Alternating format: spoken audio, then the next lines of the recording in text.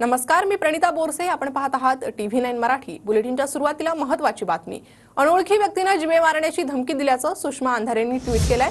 नागपूर विमानतळाजवळ गाडीतून जाणाऱ्या व्यक्तीकडून ही धमकी देण्यात आल्याचं अंधारेंनी म्हटलंय. फडणवीसांनी सीसीटीव्ही तपासून वस्तुस्थिती पाहावी असं देखील अंधारे म्हणाले.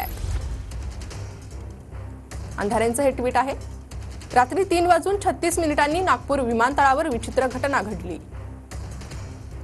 साधारण 6 फूट उंचीचा गोल आकाराचा गंध लावलेला समोरून अर्ध टक्कल असणारा माणूस बोलण्याचा प्रयत्न करत होता.